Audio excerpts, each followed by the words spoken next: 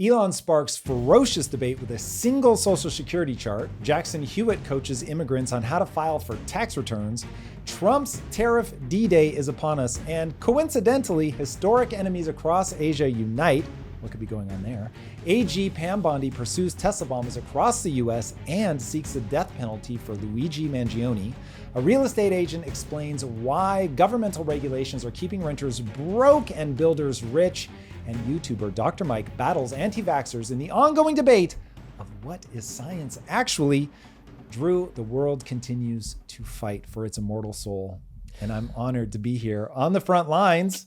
Let's do this. That was poetic. You like that? Yeah, that's way better than what the headlines say. It feels true. Right now. We are in a global debate for what is true and what is going to help us. And boy, oh boy, people do not agree. We look at the same thing and we see something extremely different. It's a troubled time we live in, Drew. Yeah. That is for sure. We saw this in the live, jumping right into the Social Security alleged fraud. I'm going to leave it there. Elon was on stage presenting in Wisconsin as he continues his political push to elect certain judges there. He had a chart that showed that I'm just going to say it flatly and plainly, that the number of non-citizens who were issued Social Security numbers have 10x from 2021 to 2024. Yep. So taking all the spin out of it, we're just saying what the presented numbers say. During the live today, chat got very lively at this point in the discussion. All right, let's hear it from them, and then we can talk about what we think is spin, what we think is real. Is there any outright fabrications? Let's go. Let's hear it. You'll notice there's a strange trend here. Where how many Social Security numbers were issued? Do you want to? Yeah. So let me tell you what happened here. We started at the top of the system. You want to talk about a lot of it. We started at the top of the system, mapping the whole system of Social Security to understand where all the fraud was. And there's a lot of great people there that showed us really a lot of waste. And so that came up with a big list of stuff they're working on. You've heard some of that already. But this is what jumped out at us. When we saw these numbers, we were like, what is this? In 21, you see 270,000 people, goes all the way to 2.1 million in 24. These are non-citizens that are getting Social Security numbers. Yeah, this is a mind-blowing chart. Yeah, this literally blew us away. Like, we went there to find fraud, and we found this by accident. And this isn't political, by the way. My parents are immigrants. This country's been great to us. My brother and sister all born in Spain. I'm pro-legal immigration. They have a couple of choices. They could charge you with a misdemeanor or a felony under 1325, or they can make it an administrative offense, like a parking ticket, basically. They were told to do that, make it an administrative offense under the last administration. And then you go walk across the border, they do what's called a release from your own recognizance, and they give you an NTA, a notice to appear, which to appear to judge. The wait times on judges are like average 6 years. Look at Grok, you'll see it on immigration judges. There's only 700 of them. This is 5.5 million people, okay? So what happens then? Once you're in the country and you got asylum through one of these pathways, and we map the whole thing out, you can apply for a work document. You file a 765, it's the work form. You get this form called the 766, that's the authorization, and then Social Security Administration automatically sends you in the mail your Social Security number. No interview. No ID. This is worth just reiterating. It's not people sometimes think that under the Biden administration that he was simply asleep at the switch. He wasn't asleep. No. They weren't asleep at the switch. It was a massive, large-scale program to import as many illegals as possible, ultimately to change the entire voting map of the United States and disenfranchise the American people and make it a permanent, deep blue, one-party state from which there would be no escape. We found 1.3 million of them already on Medicaid, as an example. We've gone through, on every benefit program we went through, we found groups from this particular group of people, this 5.5 million people, in those benefit programs. And then what was really, really disturbing us was why. We're asking ourselves why. Right. And so we actually just took a sample and looked at voter registration records. And we found people here registered to vote. In this population, yes. And who did vote? And we found some by sampling that actually did vote, and we have referred them to prosecution at the Homeland Security Investigation Service. Yeah. Already, that is already happening.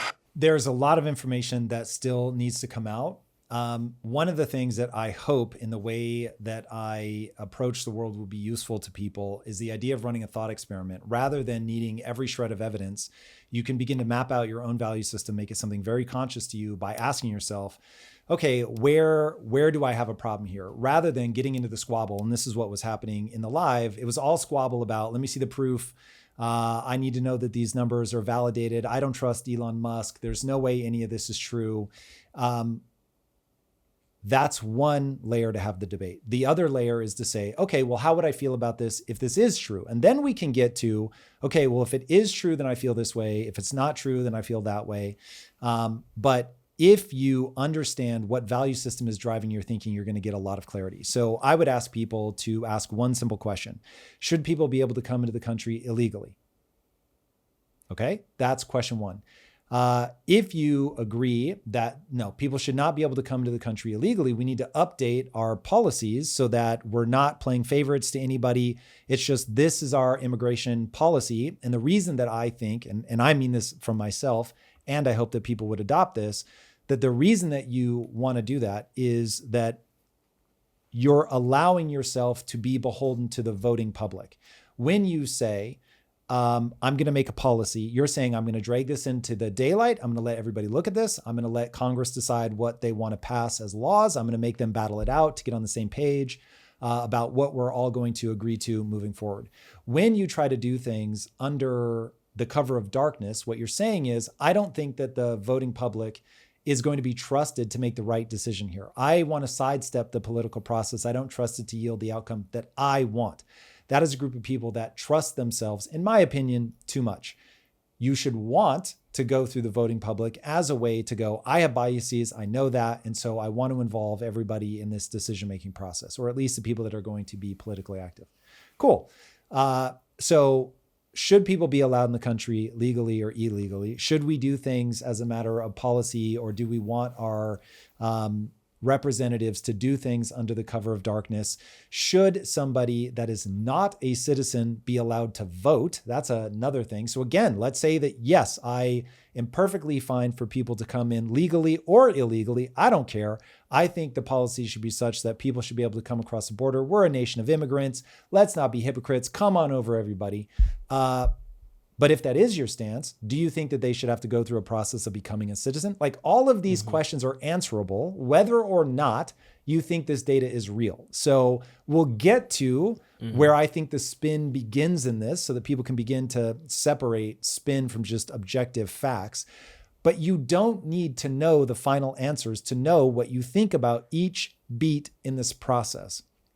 And that's where I think that this gets deranging, is we saw in our own live that people derange immediately off, I either believe Elon or I don't believe Elon. Forget all of that. What do you think each beat of this process should be? Once we have that mapped out, then we can say, cool, this is how we want to vote. This is how we want to move things forward. But everybody's arguing at the right level, which is the level of the value system that will then drive the policy, rather than saying that I think that this graph is fake. Okay. Now, do I think that this graph is fake? I have a feeling that the truest statement ever made about statistics is that there are lies, damn lies, and statistics. And that you can look at something from any angle to tell the story that you want to tell.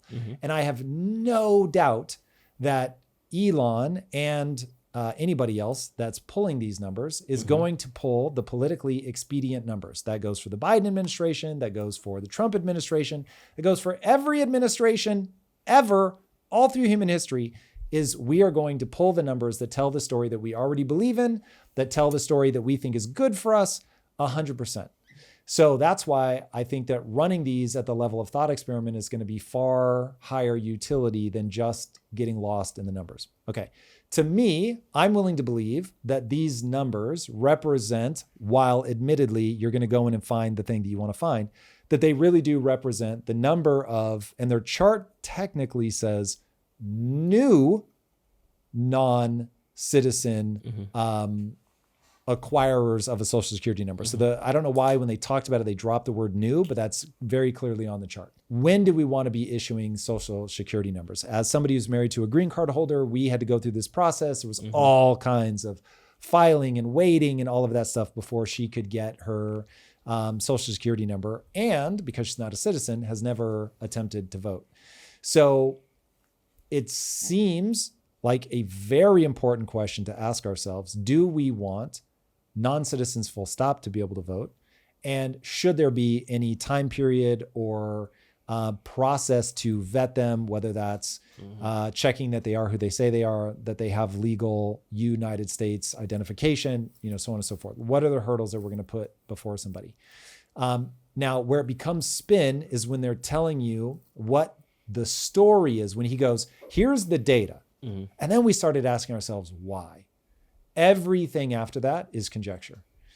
Now, it's entirely possible that their narrative is accurate, but it's pretty easy to steel man a totally different argumentation about we're doing this to keep costs low for the American consumer. We're doing this because these are people that are being persecuted in their homeland. So sure, some people are getting by the system, but this is really about doing the moral thing that also happens to be good for the American people because they can get their costs lowered by having immigrants who will take jobs at a cost that American workers simply wouldn't do. Very easy to spin that. So again, to me, both of those are narratives and thusly are no longer tied to just pure objective fact. But the narrative that they're putting forward is one, as somebody who lives in California, is like there is a second and third order consequence, whether it is the intention or not, that when you allow people to come to the country that are like, oh my God, there's such an incredible safety net here. It's opportunity, it's safety net, it's wonderful, it's way better than where I'm coming from. And you allow them to flood over the border with no expectation of assimilation, they would be fools not to take from the system, to say, hey, what they call maximum payout, that I'm going to contribute, illegal or not, I'm contributing to the system, but now I'm getting a disproportionate payout, partly because I've only been here for a very short period of time. And I don't have the math to back this up, but where I really expect people's alarm bells to go off is either when there's a disproportionate payout, meaning as a percentage, that as a recent immigrant, that your benefits are set to the max, and that the like veterans is the one that people always go to. You've got veterans who are struggling and you've got immigrants that are able to take advantage of these systems. Why is that? So that's where I would expect people to really say, okay, hold on, this shouldn't be disproportionate. Hold on, if we're going to rank order people, veterans should come first, then a normal citizen, then an immigrant, or just say what your rank order is. So again, that we can draw it into the light, we can debate about it, we can set policy and move forward together as a nation. But that isn't how this is playing out. People are getting stuck on the very true fact, this is story, this is spin. We don't know that they're doing it to create a deep blue state, to which we can never escape, something, whatever his exact phrase was. Though, judging by what happened to the amnesty granted in California by Reagan, like somebody who, when he was in California, I'm not sure if he was a Democrat or Republican. Ultimately, he starts as a Democrat, becomes a Republican at some point. I actually don't know the timeline. But he creates amnesty in California. Ever since, California has been a deep blue state because you're going to get people that are going to vote for the policies that best take care of them. And whether that bankrupts the country or not becomes irrelevant. Everybody does what's in their best short-term interest. So given how we've seen that play out in California, which has not been positive, it isn't something that I, as somebody who has a bias, want to see play out on the national level. So there certainly is internally coherent logic that Elon is laying out, but it is very important that people understand where the data, which is already going to be, whenever you see data, it's always going to be cherry picked to tell a story, to give people the confidence to move in a direction. It's not always nefarious. But that's where the spin picks up. Both sides spin it like crazy. That's why I think hitting this at the thought experiment level is the right level of analysis. Yeah, that seems logical to me because in the live, the first thing somebody said was, this is a partisan chart. And to me, you can't even get to the facts, or you can't have the narratives about value systems. You can't open it up to debate when the data presented is already skewed. So I think taking a step back and establishing your independent value system and then seeing how do you feel about this many social security numbers being issued and then looking at the data, that's when I think it's a bit more like productive versus it's just Elon says it, lie, talking point. 100%. Yeah. This came out at a similar time where Americans are filing their taxes, there's Savannah Hernandez was reporting that Jackson Hewitt had a tent outside Roosevelt Hotel in New York where a lot of the migrants are staying, and they were handing out flyers for migrants to get tax refunds up to $14,000. So I did some digging into this. This is based off both the earned income tax credit, the child tax credit. So there were certain stipulations for how you could get that much money back. But the TLDR of it all is if you have some level of income coming in and you have more than 3 dependents, it's easy to get a max tax refund. I feel like this is in the same class of if a migrant comes in, get that Social Security card, gets those benefits, and then works a low-wage job, they can then turn around, use this tax refund hack, and then get an additional $14K. Theoretically, that migrant could make out better than a veteran, better than somebody whose federal minimum wage makes them ineligible to earn some of these like tax reforms and rebates. So this is another way of kind of helping illegals more than we're helping the average American.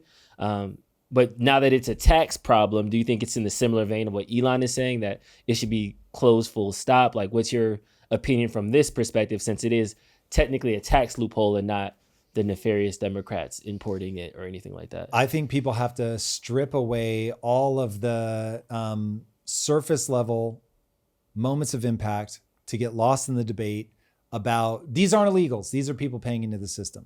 Guys, this is what we've been saying on the left forever, is that these people are paying into the system. And so you're making the argument for us. If they're able to get something out, then they're paying something in. The right, that these guys are illegal. They shouldn't even be here in the first place. And so go a layer deeper and just ask yourself, as a matter of policy, where should we be at this? I find that one of the things that deranges people's thinking the most is an unwillingness to prioritize things. So for instance, I think a veteran should have like top priority. So if we're going to make sure that people have benefits and that they're getting a great payout, somebody who put their life on the line for this country, yes, please. That to me is just good sense if you want to honor the people that are sacrificing the most to build this country. So, okay, cool. Right now, do we have a system that yields that outcome or not? But anyway, having people rank order things. So to me, a veteran, then a longstanding citizen, then a noob, the person who's paid the least into the system. That to me just feels like a nice, simple way to think through this problem. And then we can go, okay, is that what's actually happening? Oh, and by the way, this is a math question.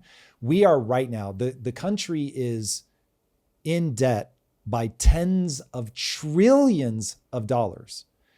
And once you wrap your head around that we don't have this money, and that the way that we take it, I've talked about this too many times, the way that we take it is immoral, in my opinion, through money printing and essentially taxing the whole world. So we have to outline, what do we think is the moral way to move all of this forward? If we're going to let illegals in, then you certainly want to get them paying into the system. But then why make them illegal? Like, create the path by which you just say, this is the thing. So to me, it just all comes back to drag this into the light, let the voters say which way they want the country to go, let people's voice be heard, build things out at the level of policy. Do not do this under the cover of night. And now at least we're able to debate this stuff. But people are so easily baited into the headline rhetoric of, they're not illegal, asshole. Nobody's illegal. They're paying into this system, and losing sight of, sure, but if they pay the minimum and we give them the maximum payout, but we don't do that for other people, how do we feel about that? And then I do want to see the public debate around what would have to be true for the setup that we see to be the way that it is. Any philosophy needs to accurately describe the world as it is. The second you're not describing the world as it is, we have a problem. So we had a setup that had millions of illegal people that were violating the law to come into the country. Okay, whatever explanation you give for that needs to explain that that is happening.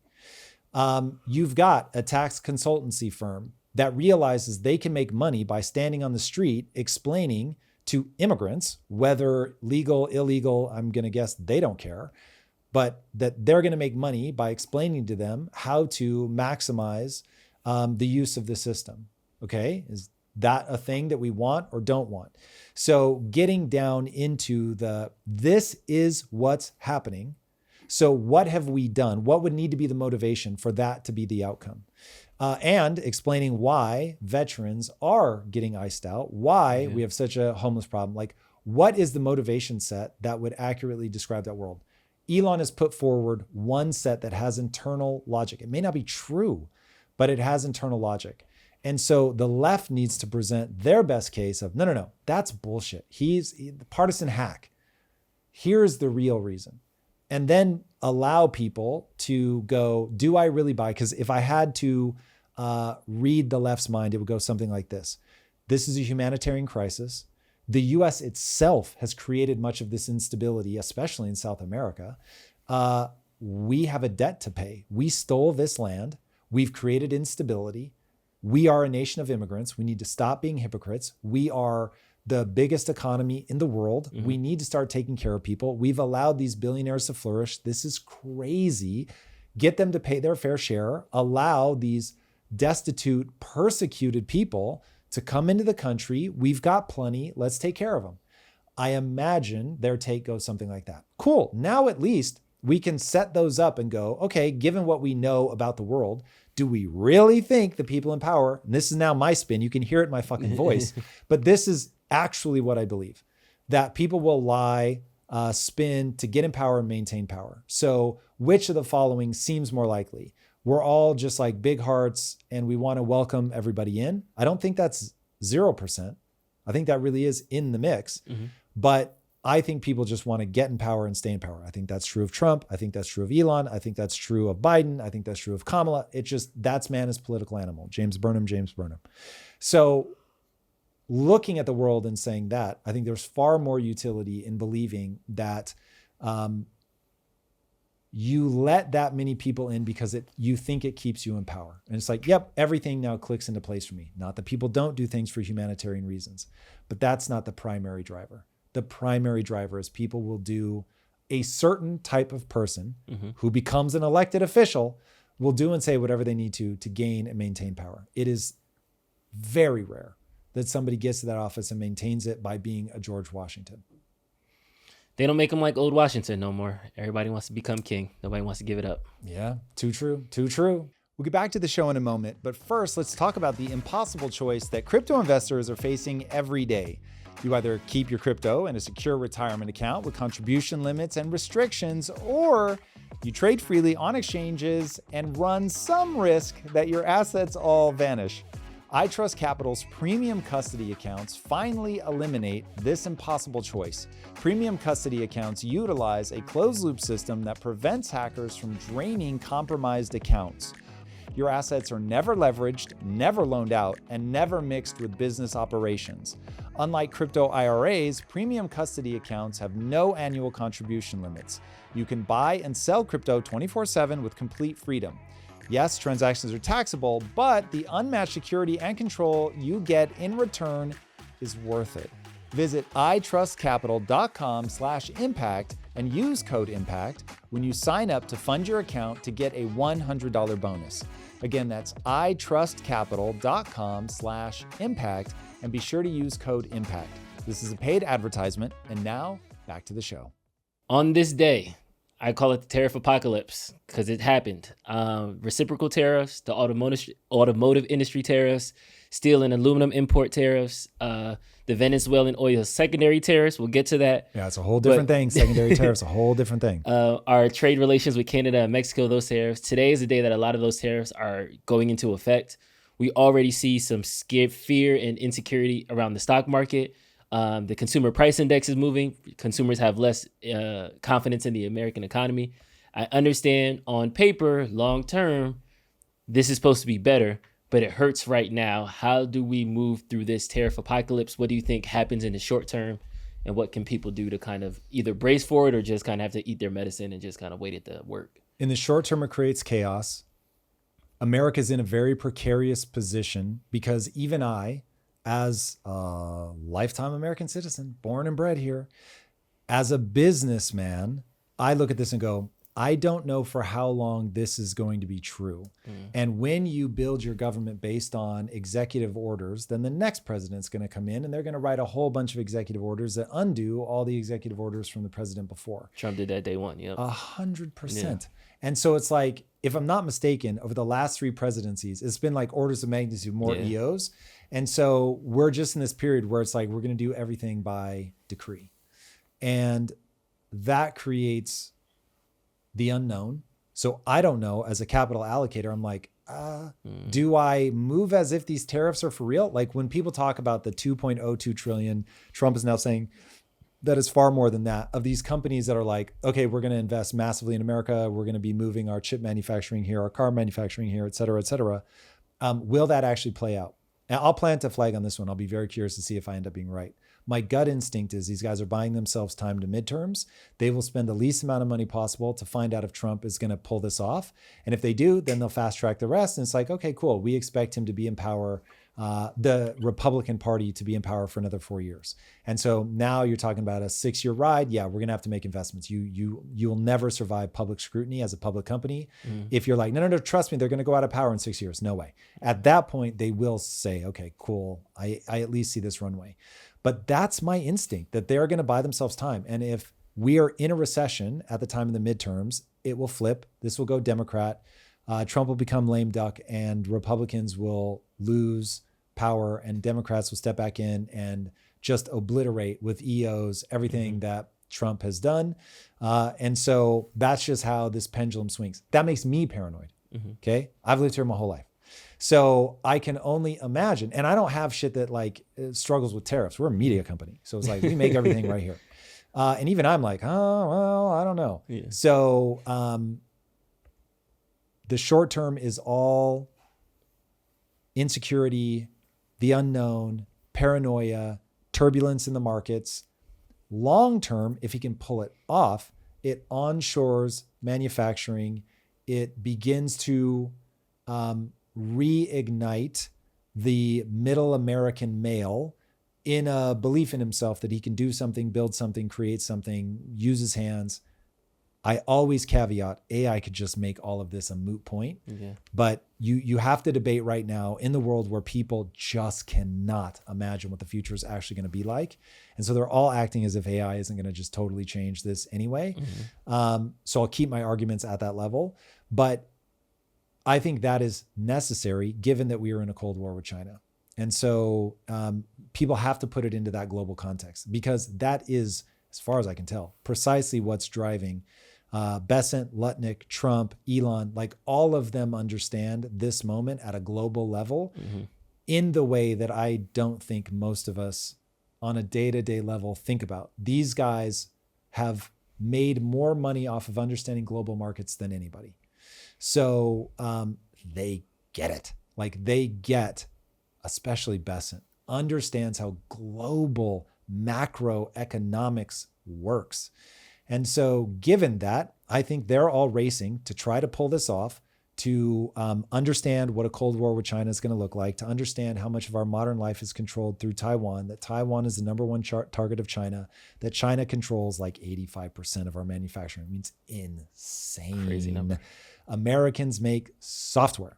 Chinese make things.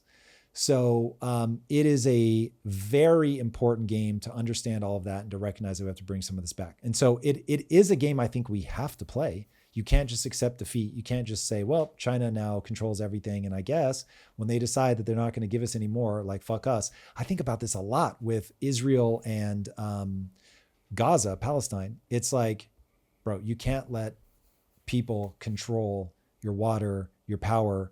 I expect people to hate this fucking take, but this is self-evident to me.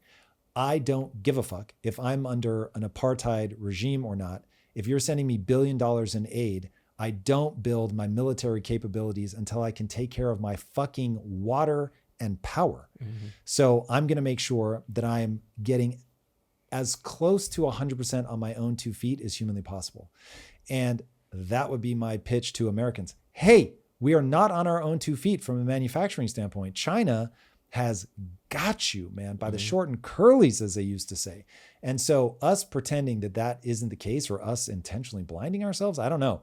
But that's where I'm like, kids, don't you hope Trump is right? Like, you've got to onshore some of this. I'm not saying all of this. You've got to onshore some of it. Anyway, I would listen to Bessent. I would listen to Lutnick far more closely than I listen to Trump. He does so much chaos in his speaking. In a way that those two are very clear, very cogent. You can track the internal logic. We're going to find $1 trillion in deficit with Doge. Sorry, we're going to find $1 trillion in deficit spending with Doge. And then we're going to find $1 trillion in additional revenue from things like tariffs, things like Trump's gold card. We're going to balance the budget, and then we're going to deregulate. We're going to unlock the economy. We're going to get to, say, 4 or 5% GDP growth. And now all of a sudden, everybody's feeling good. If they do that by the midterms, dude, you got another 4 years on top of this. So it's just a question of, given the complexities of global markets, can they? I don't know. And then drilling down into the Venezuelan secondary tariffs. So reciprocal tariffs, you know, they have 200 tariffs on American avocado. So we put 200 tariffs on Indian. 200%. 200%. 200% on there. So that's the reciprocal. But secondary is something different that you broke down. So I want you to break that down too for those of my, and that's specifically to countries importing Venezuelan oil. Yep. So a secondary tariff is where the economic warfare machine that is the U.S. Treasury Department, which Bessent even said, when asked, like, what was the thing you find most surprising about your job? And he said, how much of my time is spent on national security? Meaning, I'm going to go to countries and be like, you imported Venezuelan oil. Nope. Now there's a tariff across whatever on your country. And so this is how you break the back of an economy and this is the thing that we haven't done with Russia. To me, Venezuelan oil is whatever. This really plays out in, can we put secondary tariffs on anybody that does business with Russian oil? And you're starting to hear Trump now make noises about it. This is the drum that I've been banging. I will remind myself not to over-index on how much I care about being right. I need to find the right answer. It's the only thing that matters. I'm going to be wrong a lot. But this was one of those things where I was like, this is almost certainly the play. Trump is not a stooge for Putin. And he's going to put in his back pocket that if Putin doesn't play ball, because to look like a hero, Trump has to end that fucking war. Because he said, I'll end it on day one. Everybody knew that wasn't true.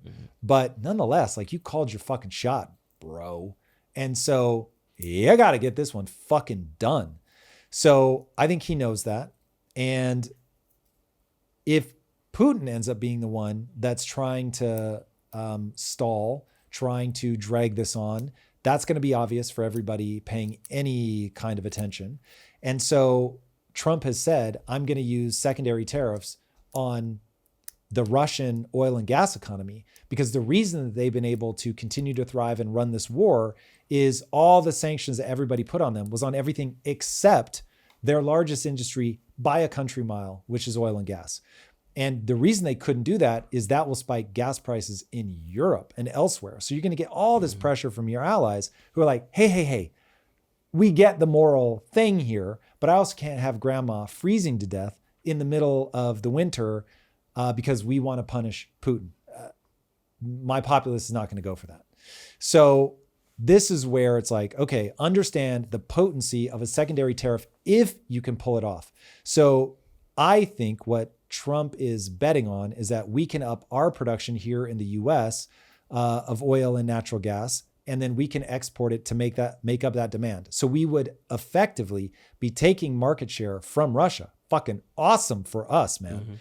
Awesome for us, devastating for Russia if we can pull it off. So yeah, my hunch is that that's the algorithm that Trump is running. And he's saying something to Putin like, you have two choices.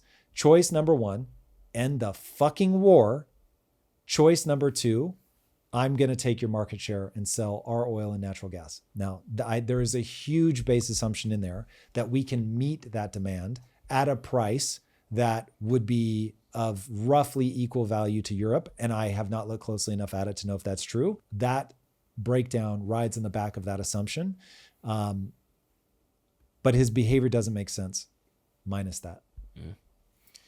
And we see some you said macroeconomics earlier. So in other international news, China, Japan, and South Korea have agreed to closely cooperate in response to these U.S. tariffs. So we're already seeing other countries saying, okay, this is happening. So now we need to kind of rethink our business deals and our trade deals. Not just countries saying it. It's one thing if Germany and France and Italy, who, hey, they had their moment 80 years ago in World War II, but since then they have not been bitter rivals. When I say China, Japan, and South Korea fucking hate each other, I mean hate in like all capital letters.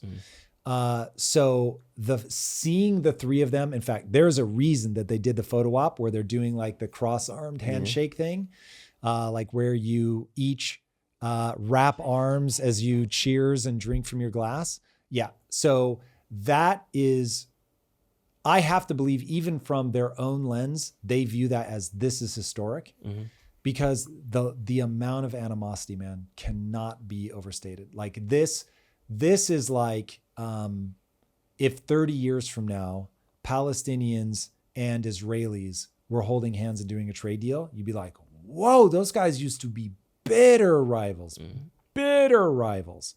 And now they're shaking hands.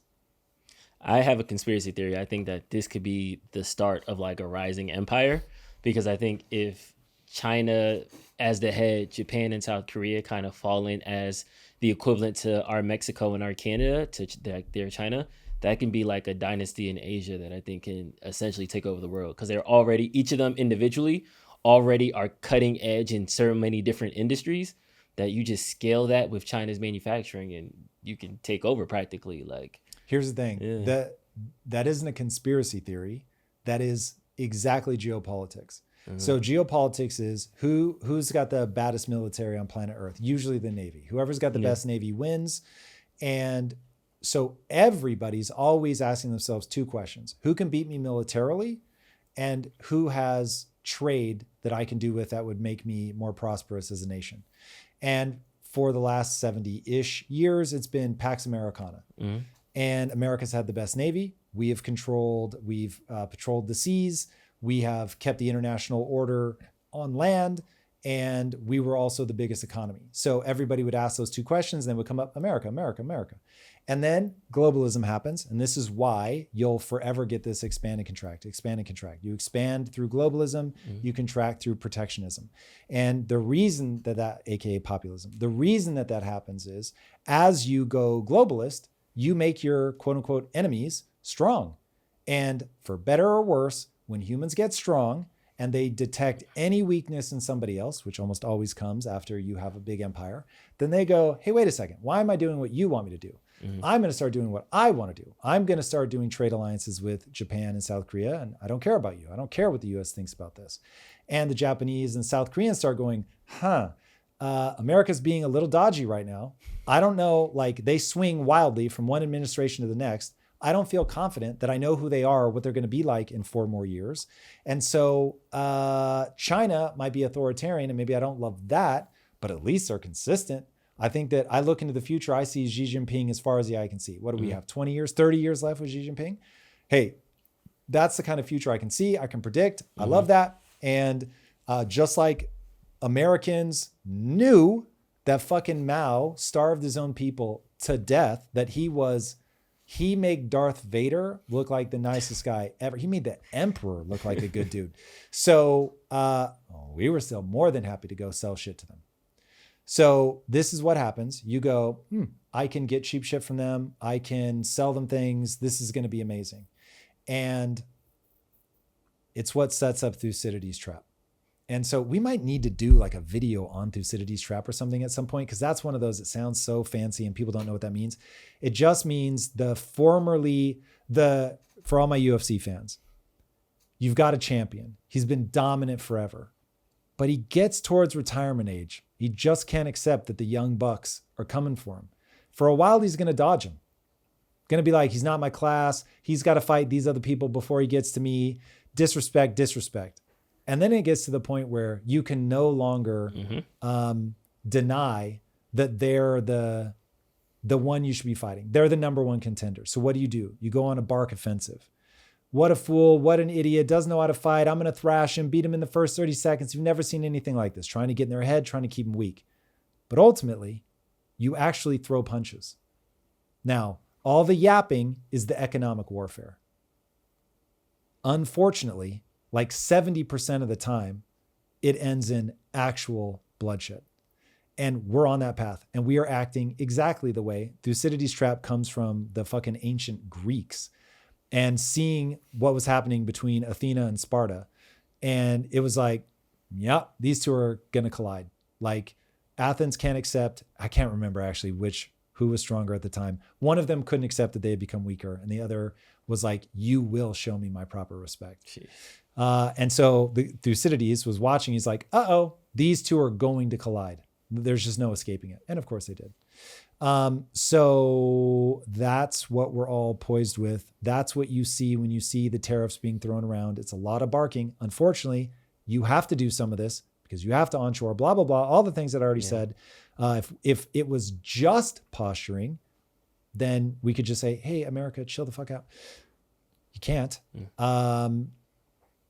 So yeah, when you see China, Japan, and South Korea holding hands, you're right to be, this feels like an alliance. Yeah. It's known as spheres of influence. China's building the East Asian sphere of influence, and they're basically going to say American can stay the fuck out.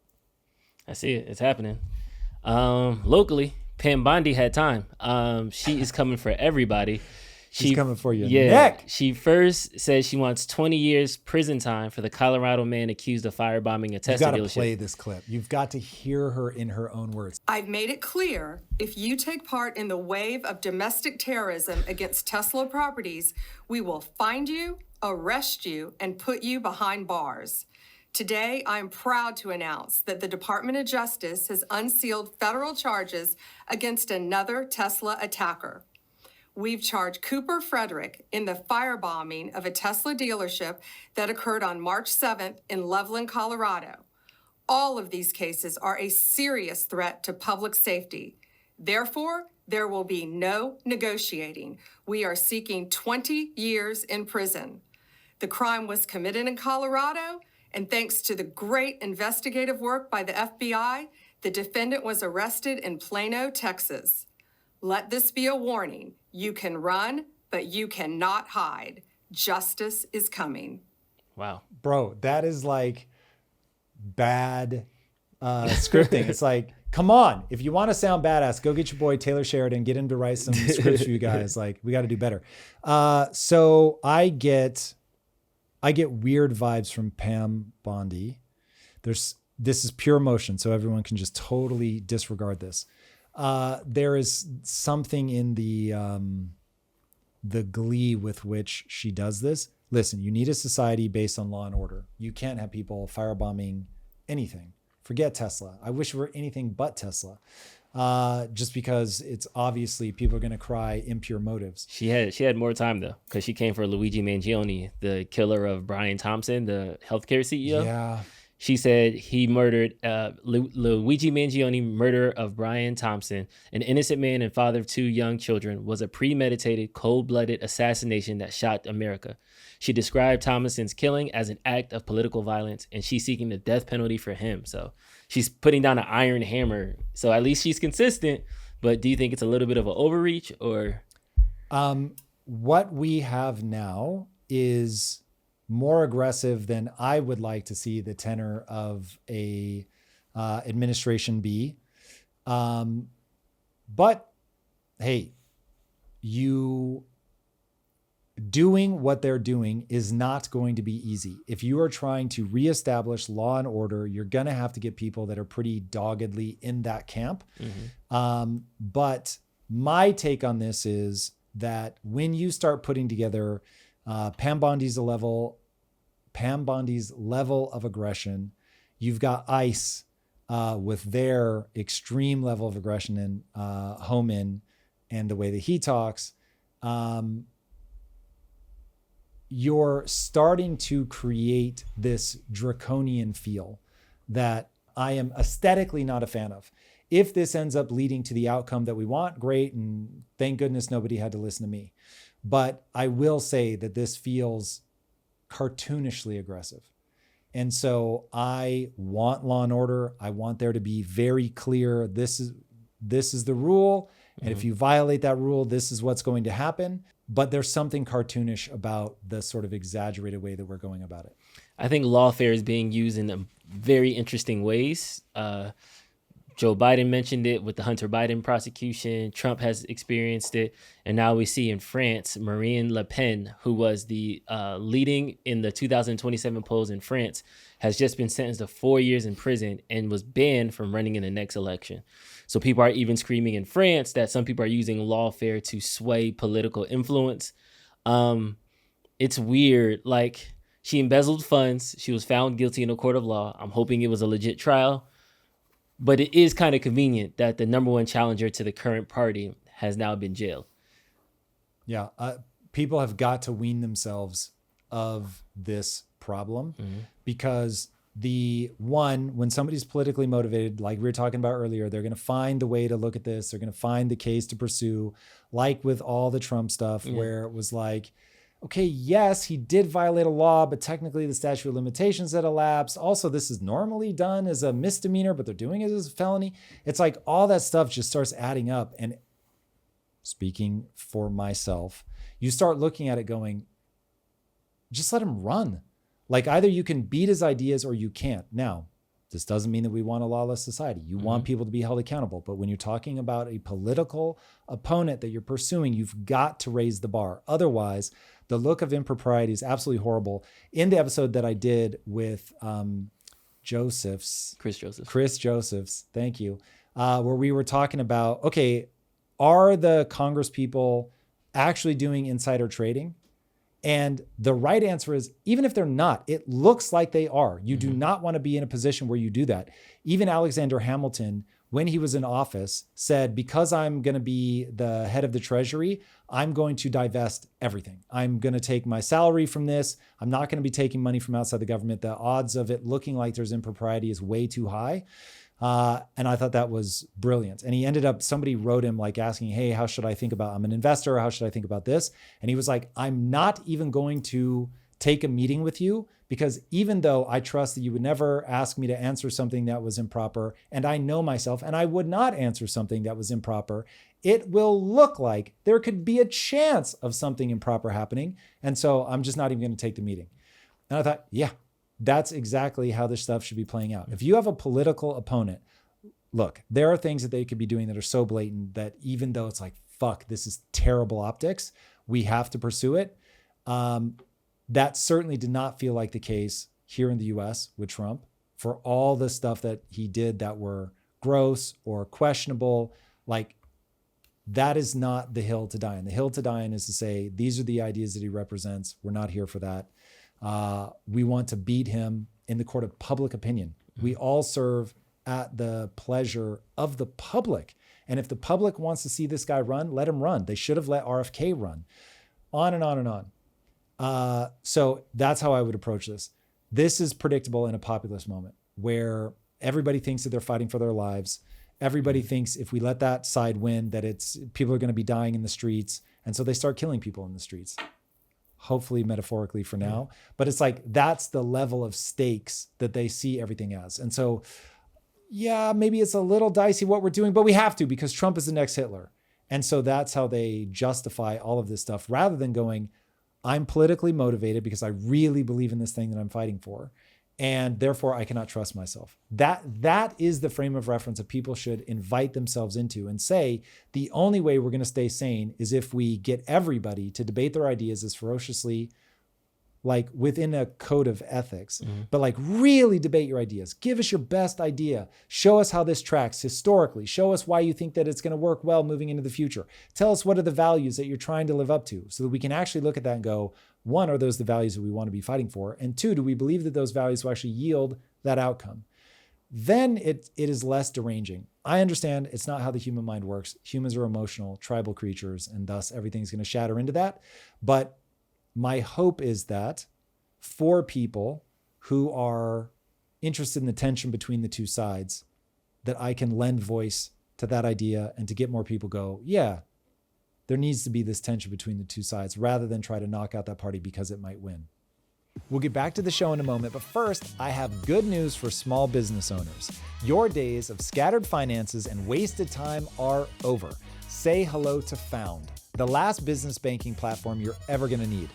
With Found, you can effortlessly track expenses, manage invoices, and even find tax write-offs all in one place. No more juggling multiple apps or spreadsheets. Plus, it's completely free to sign up, and small business owners absolutely love it.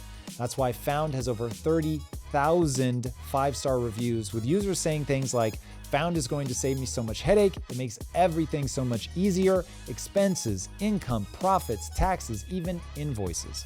If you're ready to streamline your finances and get back to doing what you love, open a Found account for free at found.com/impact.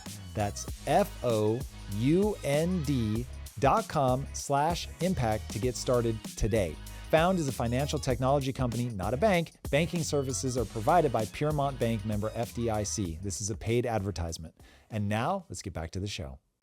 This has been an interesting topic that has come up in the chat and in previous videos that we did. So we're glad we were able to find this clip of a real estate investor talking about how to reduce rent and housing prices.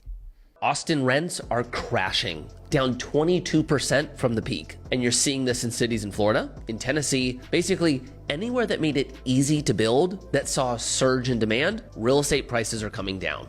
So let's use Austin as the example. They saw an increase in demand when people flocked to the state during the pandemic. When you increase demand, you don't increase supply, prices go up. Rents went up by 25% in 2020 alone. So what happened next? Builders saw the opportunity, so they built, and they built a lot. They added 50,000 new rentable units in the last 2 years. And now there's too much product. Vacancies have gone up. Landlords are giving free rent for months and even offering gift cards to try to get people in. And because of that, you're seeing prices come down. Now, contrast that to the markets that I invest in. And remember, you guys have been telling me I am nuts for years because I build apartments in Southern California. Now, why do I invest here? It's for all the reasons why everyone else invested in Texas and Florida, because it's easy there and difficult here. But my outlook is, as an investor, if it's difficult to add units and the demand is high, that makes it so that rents stay up and prices stay up. Basically,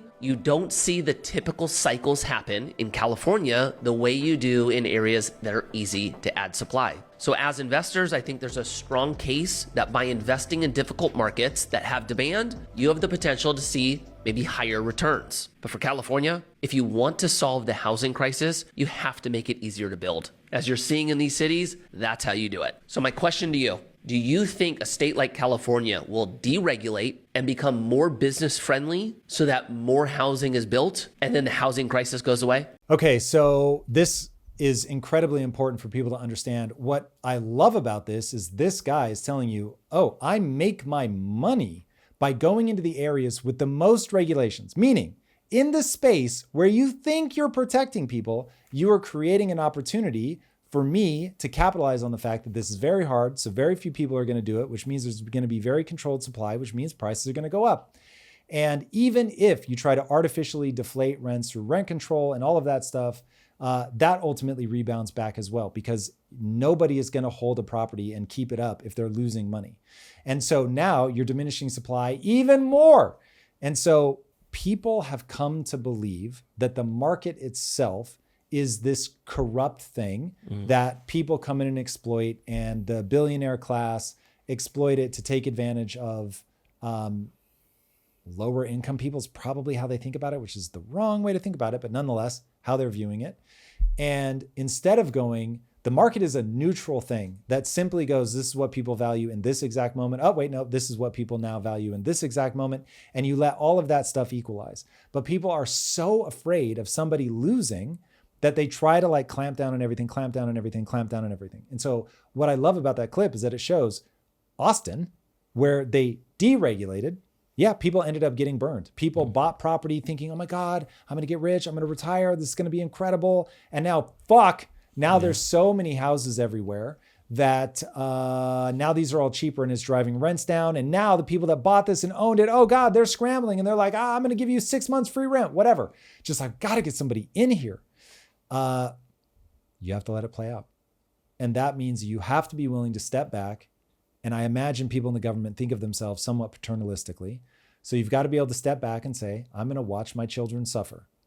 And that's hard to do, and is one of the reasons I don't have kids. I did not trust myself not to want to step in all the time when something was going wrong. And that's what you have to do. You have to accept some people are going to lose everything, and you have to be okay with that. And you have to accept some people are going to be better at playing the game of capitalism than other people. But if you deregulate it, it becomes light touch deregulation. It becomes very hard to win over time because markets adjust and move and change so much. The one thing you want to protect against is them getting so big that they can block everybody else out and themselves distort the market, because you don't want the government distorting the market. You don't want the corporations distorting the market. But the idea should be the regulations that we put in place are to stop distortions in the market, movement in the market, wins and losses in the market. Yeah, that's exactly what it needs to be. And so one place will collapse as another one rises, that as builders, they'll win for a minute. And then if they're not careful, they get themselves into a bad situation, and then rents become cheaper. It'll eventually, people will lose their money, but it will equalize. And eventually it's like, cool, this is roughly what rents are, because now people have a much better sense of housing, what they need long-term and all of that. And only like a massive sudden influx is going to change that again in the future. And then they're going to be a little more skittish about like, we learned our lesson last time. This is the hilarity of all this stuff repeating, is a thing that you've never seen happen in your lifetime has probably happened dozens, if not hundreds of times throughout history before you, and you just didn't know. And so that's how people end up getting caught off guard. But it's also why you want to let the market self-regulate rather than trying to impose regulations. The very thing you're trying to protect against is the thing that you end up creating. A Latest You Believe video came out. This is their surrounded format where Dr. Mike, popular YouTuber, went against 20 anti-vax people. So it's a debate format for those that haven't seen it. Yeah. One person says, here's my belief, and then 20 people, one at a time, get to argue with that person. All right, This was on Anti-Vax.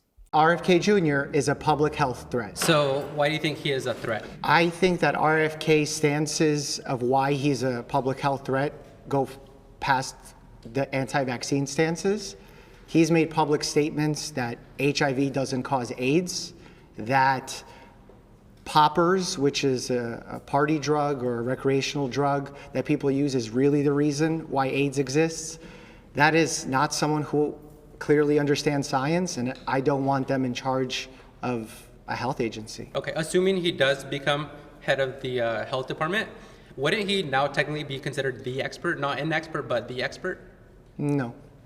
So then, if he put something forth that was anti-vax, and he said we have sufficient evidence to prove this, and then other medical experts such as you, which are pro-vax, went against it, wouldn't now you be categorized as the wrong ones? No, because it's not based on a single person's opinion. This is a consensus-driven statement, driven by thousands of doctors, dozens of agencies, not just here in the United States, but worldwide as well. Okay, do you allow your patients to write bad reviews about you if they had a bad experience? It's not my choice to write it or not write it. No, do you allow them? Or would you remove it? No. No what? I would not remove it. Okay, so if we look at Facebook, Google, YouTube, they suppressed so many anti-vax posts, legitimate declarations of they were injured, serious deaths. ABC News went on Facebook and they posted a simple question. Who do you know or yourself that was seriously injured from the vaccine? Over 200,000 comments that were then removed by Facebook. Mark Zuckerberg just went on Joe Rogan and he said that Joe Biden, the Biden administration, forced them to censor people. So if someone really believes in their product, why would they do mass censorship to hide it? I'm a family medicine doctor. I have no idea why they're censoring certain websites or not censoring certain websites. So that's outside of my scope. Well, that's outside of your scope, but just using logic, just using reasoning. You said you would not remove your patients' bad reviews, so why would we allow these experts to then remove those kind of critics? Last that I checked, no doctor removes patient bad reviews. No doctor goes on and hides comments. I mean, maybe they do it on an individual level, but not on a systemic level. Okay. I would just say that RFK Jr. does appeal to other experts that even if they're vaccine skeptics, they put forth legitimate studies that would be antithetical to the pro-vaccine studies. So you said earlier, misinformation. I would ask, who is the author of misinformation?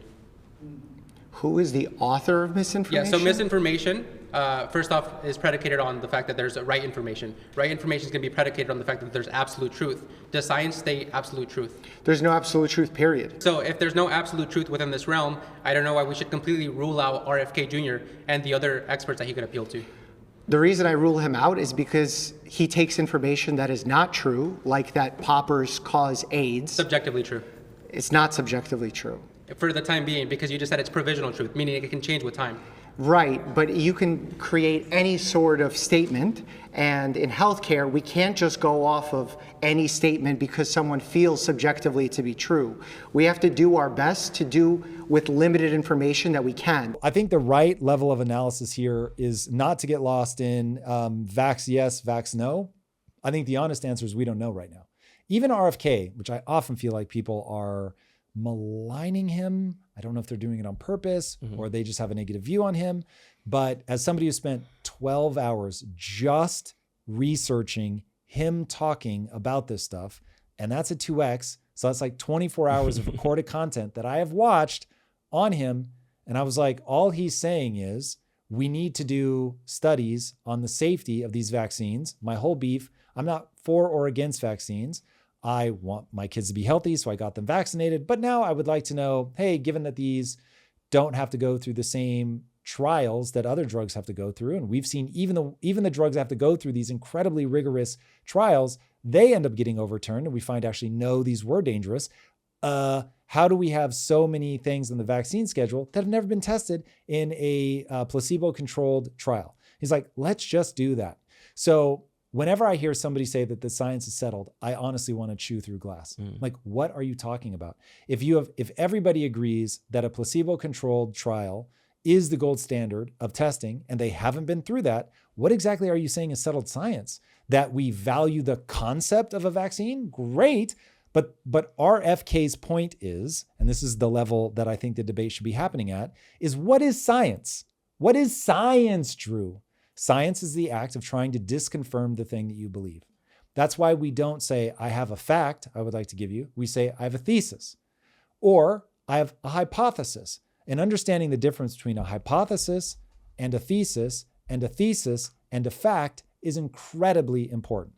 So a hypothesis is, I have a guess. A thesis is, I had a whole bunch of hypotheses, guesses, and all of them, except this one, I was able to disprove. So that's science, the act of disproving the things you're like, I think, maybe it's this. And then you're left with one where you're like, I can't disprove it, but I'm open because that still might be wrong. And then fact is tough. There's precious few things that we're like, this is a fact.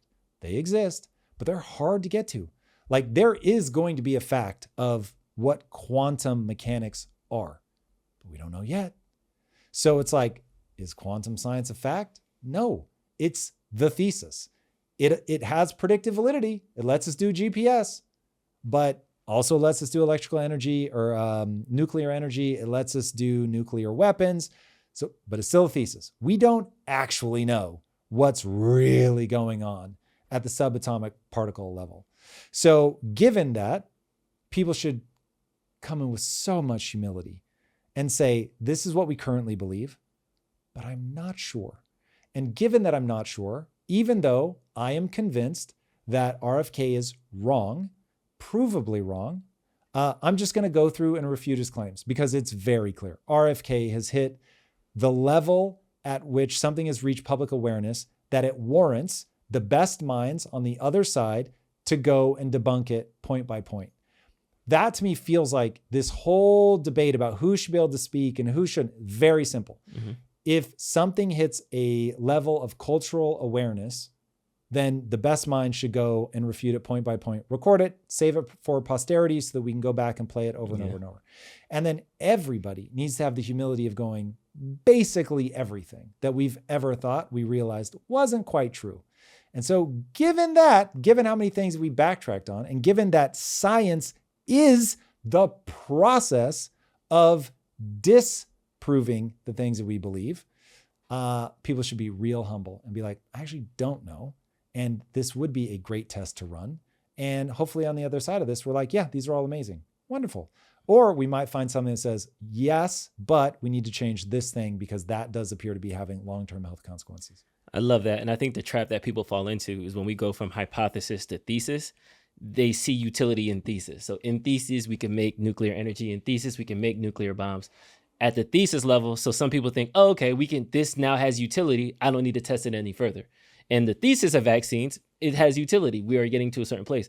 But to turn it into immutable fact that this has now been tested to this standard, for some reason, people think it's not worth continuing it because we're already gaining the value at the thesis level. And it's like, no, to your point, science is the 1, 2, and 3.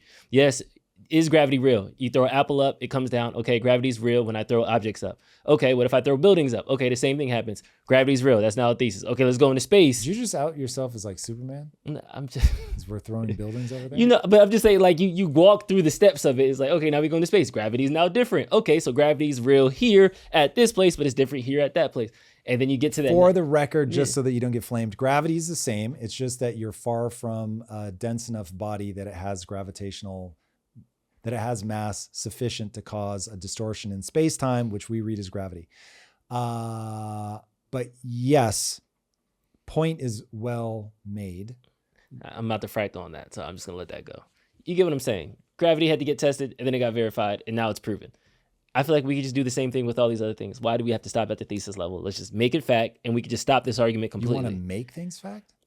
No, like, to your point of vaccines never have to go through the placebo trials. It's just, that seems to me like an easy step to end this conversation for good. Like, we can completely end it factually, hard stop, like gravity.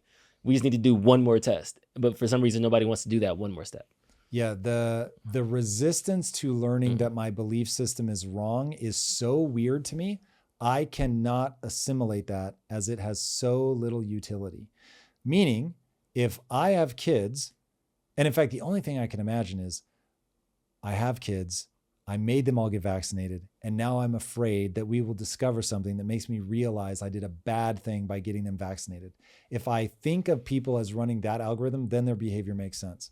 But if you run the algorithm of, how could I have known? Like, yeah, of course I vaccinated my kids. That was the wisdom at the time, was by doing this thing, I'm going to maximally protect my children. Of course, I'm going to do the thing that maximally protects my kids. The fact that that ends up not being true, like Jesus, man, like you can't walk through life knowing everything. And so at the same time, even though it will sting to know that I either put my kids in jeopardy or maybe my kid does have vaccine injury that right now I don't think is related to vaccines, I want to know what's true so that nobody else goes through this. And by the way, if this all ends up being a nothing burger and yeah, vaccines are good and right, then it's like, well, aren't you glad that we now have the proof? Like, I don't know. Yeah, that one to me, people derail themselves. It does not make sense. Yep. All right. That's all I got. All right, everybody. It has come to our attention that 85% of you really are not watching our lives. We go live 3 times a week. You are not going to want to miss it. We cover different topics. It is very lively. It was popping off today. And so from now on, we're going to start doing at the end of our episodes here, we're going to start doing a highlight reel from the lives. So without further ado, take it away. Enjoy. And hopefully we will see you in the live next time. Take care. Peace. This is the very thing that makes this show what this show either is going to be, and we're going to keep doing it, or we can't fucking face this and fuck the show. I couldn't care less. I'm already fucking rich. I am not a person who needs attention. I want it. I won't lie because it's super fucking useful, but I don't need attention. So we either confront the hard shit, and that's why people come here, or fuck the show. I just want to shout out Skirper Derber. She said, I hate it, Tom, but you're really challenging my philosophy here, and I don't have a strong defense. I'm for human rights, but if our ability to defend them is corroded, that thing I value will be gone. I appreciate your honesty in this position. This was me 2 weeks ago when we were talking about free will. I hated everything Tom had to say, but I was like, okay, that's a good point. I see how you got from A to Z. And if I can at least understand what you're saying, it's then up to me to decide whether I want to agree with it or whether, but at least understand that viewpoint.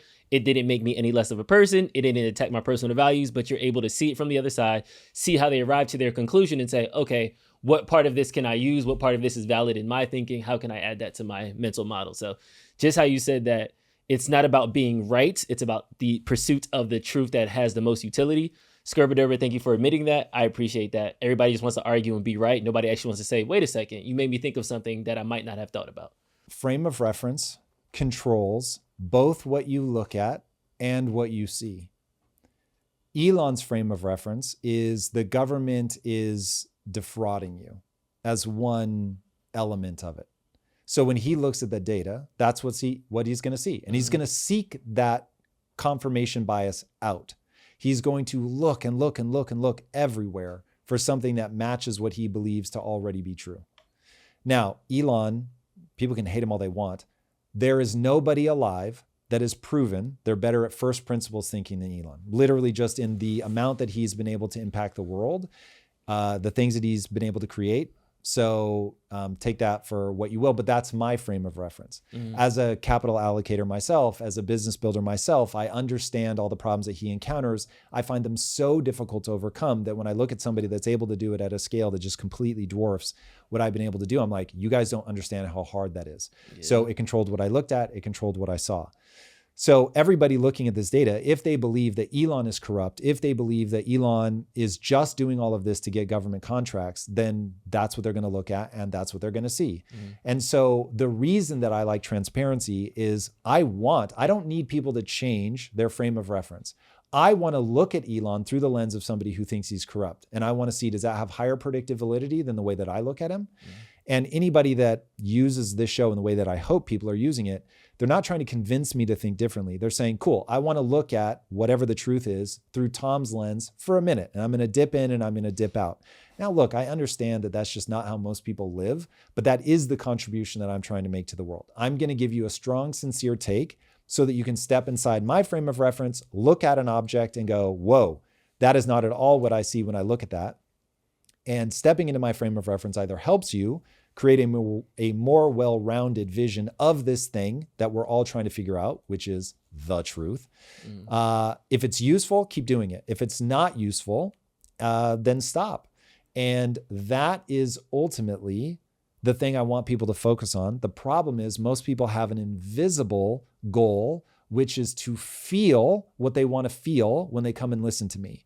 And what they may want to feel is rage. And so they're hate watching me. Or they may want to feel like somebody is saying the thing that they can't say well, and that makes them feel good because they're hearing their own ideas echoed back to them, but in a way that just feels better. And so that's what they want to feel. My invitation to people is not that, even though I understand that that's how many people are going to use it. My invitation to people would be to say skills have utility and that you can develop a way of looking at the world that allows you to do things in the world that you've always wanted to do. That to understand me is to understand that simple, direct statement. Jethro Kitty says, if you want to talk about something very much trending, check out Kanye West, DJ Academic's interview. Nope, not doing it. Have you seen it? I've seen a clip. He is in a dark gray KKK outfit, like full fucking hood, the whole thing, referring to himself as the closest thing that we have to God on planet Earth, and that he is a jealous, vengeful God, like in the Bible. And I was like, I don't know what to do with this. This is unhinged. Nope. I made a pitch to Impact Theory's own person who believes the most in Kanye as like a 4D chess player and that he's not mentally unwell. And I just said, look, even if this isn't crazy, this is doubling, quintupling, 10xing down on, as comedians would call it, a bit, to the point of it doesn't matter anymore if it's crazy. There's no like pushing through this to the other side. It's just so like if the clanhood was like an artistic statement, maybe, man, but like all the narcissistic, I'm the closest thing we have to God on earth. It's just like, oh man. He's the kid in the Walmart. He's just, give me attention. I'm going to keep breaking things. Everybody look at me. Here, I have a negative reaction every time you say that. Let me lament for a second. Artists and art is a real thing. And when it's sincere, meaning this is really how I interpret the world, and I'm not wearing a meat suit to the Grammys. Gaga, I'm looking at you. It's more just, this is who I am. I see the world in this way, and I'm going to make you confront it. That's how art moves us forward. That's how art breaks people's frames of reference. And for a minute, I thought Kanye was trying to break people's frames of reference. And I Love Trump, White Lives Matter, that era, I was like, whoa, like this is shocking. Like he's really breaking my frame of reference. And I was grateful. I was like, that's ballsy, man. Like this guy really is doing a thing. And then at some point, it ended up being it ended up being the classic case of somebody who is so talented that they lose sight of the fact that you serve at the pleasure of the public. And Drake just found out real fast that he serves at the pleasure of the public. Kendrick better be careful. He serves at the pleasure of the public. And he can break bad. He's got it now, but he's got to be careful. And because I cherish artists for their ability to pierce a frame of reference, which I, as somebody who, I'm not an artist like that, that I find in my ability to be highly verbal and use logic and all that, I just can't pierce people's frames of reference. I spent an hour with one of my employees last night, desperately. It would be good for his life. He asked me to do it, and I couldn't. No matter what I said, I can tell I'm just glancing off things you already believe. And I tried to even name for him, this is the load-bearing belief that you have that is making it impossible for me to get through to you. Even that, but an artist can do it. And so when I think of Kanye as just the kid in Walmart, I'm like, that's where it's ended up, but it really started somewhere else. It started with the Kanye arc of no one will listen to me, but I believe in myself so much that somehow I'm going to bend the world to my will. And with a broken fucking jaw wired shut, I can't be stopped. And I'm going to say that thing that captured the energy of that moment so well, no one is going to hold me back. Now, we're not there culturally anymore. But what he represented at that moment was the world is beginning to turn against me. And I feel this weight. I can't name it yet. I don't know what it is. But the corporate machinery of even Jay-Z's Rock Nation is making me feel like a little kid put in the corner. And even though I've made all this music for him, the second I want to rap, nobody will listen to me. And people are making fun of me because I won't let it go. But he wouldn't let it go. And by having that bravado and that confidence, he was able to break through and get culture behind him. And that's what we all needed at that moment of like, I'm not going to let this corporate machine stop me. I'm an individual genius and I'm going to fucking shine. And then at some point, he lost the plot. Like as in a movie, he lost the plot. He lost sight of, I'm a person who believes in myself. I'm going to push back and I'm going to overcome. And he started believing in his own marketing message. And that makes me so fucking sad. And part of this is my age, because as a culture, the very sad truth is we eat artists up and we move on. Now, many of them get rich for their contributions, but they're all going to be forgotten. And for somebody who wants that attention, being forgotten is way worse than losing your money. Lose my money, fine, but let me remain relevant. Irrelevance and wealth is like the fucking devastating thing. So anyway, you're not wrong to say he is behaving like the child in Walmart, that the same impetus is there. But this was like, it's going to sound silly, but this was a public servant who really did good and is now like, get the fuck out. It's the realization that you realize. It's kind of like COVID. When COVID first dropped, it got the old like people. An album. Yeah, it got the old people. And then it expanded to these healthy people. And then we found out there's some people who are 17 who are dropping dead. And there's some people who are 47 who beat it 3 times. And it kind of went from culture to culture, community to community. When Kanye first released, he was a he was a black sheep even within the hip hop community because he didn't wear a chain and he didn't have a jersey on. So he was weird. And then he proliferated that group. Then he proliferated pop culture because I'm just a rapper. Rappers aren't allowed to be pop. Then he proliferated and got that there. Then it was George Bush doesn't care about black people. Wait, you're not allowed to say that on the news. And then we got a black president. And now everybody's caring about black people all of a sudden. And then it went to every year he kind of does the next thing. He was supporting Trump. You're not allowed to support Trump. Now there's a whole bunch of black Trump supporters. It's not even a thing anymore. White lives matter. You're not allowed to say that. White lives been matter. He keeps saying, he's saying the same thing even now. Jews are profiting off of black death, but if I say I'm a Nazi, it's bad. Kanye's right. In everything he said, he's been right since the you don't got all the answers sway conversation. He's been right when he was arguing with Jimmy Kimmel. He was arguing with Jimmy Kimmel over joggers. How many people in here have a pair of joggers? Everybody. That's why he was mad, because he came up with the, like, it's a crazy idea when you think about it, like, wait, joggers was a Kanye thing? It's crazy. That's why he was so upset. So in all these things, even with the Ku Klux Klan hood, he's absolutely right that it's ridiculous that the Ku Klux Klan hood still strikes fear in people. It's people holding on to history. You want us to never forget about 9/11, but we have to forget about slavery. You want us to respect the privacy of Jews and not be anti-Semitic, but you can sign a black artist who will kill his entire community and sell them drugs. There's all these contradictions that he's keep pointing out. So he's doing the same thing he's always been doing. But the problem that he's missing, the plot that a lot of people are saying, is now he's doing it to the community that he's not allowed to talk to.